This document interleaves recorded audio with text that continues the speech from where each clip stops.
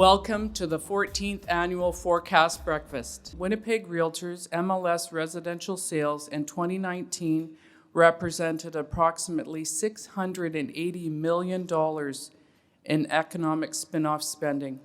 Going into the 2020 market, we know we're going to see a lot of the similarities from last year's market.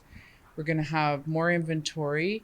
But good news is interest rates are going to stay low, and they may even go a little lower. 2019 was clearly a recovery year from a slow 2018 that really was hampered by the full implementation of the mortgage stress test, which then in January 1st, 2018 applied to uninsured mortgages in addition to the insured ones that were brought in prior to that time. So what started out as a recovery year from a slower 2018 ended up in the end being a record year in terms of highest number of sales, a $4 billion year in dollar volume. That's the first time we've reached that milestone.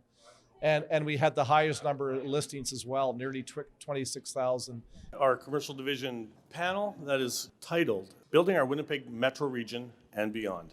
One of the tasks of the Metro Region to date, one of our main goals and projects on our table, is to create a regional growth strategy, which will take a look at how is growth, investment, infrastructure, and communities going to be supported and developed for the next 30 years. We need to tear down the walls.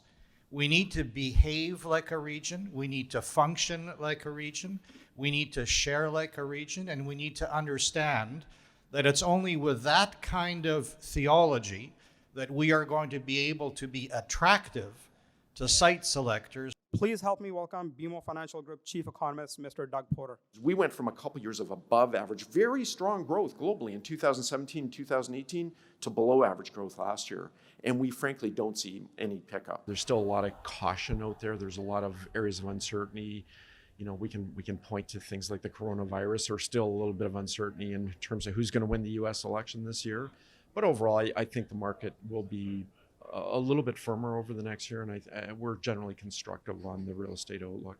Now, despite what happened in the Grey Cup this year, the story here is the Eastern Conference is dominating. The Western Conference is suffering, and I think Winnipeg isn't quite sure which conference it's in. It's stuck right there in the middle.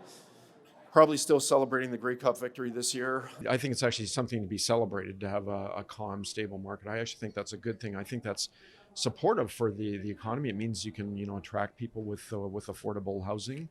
It people don't have to worry about whether they're going to get locked out of the market if they don't get in now.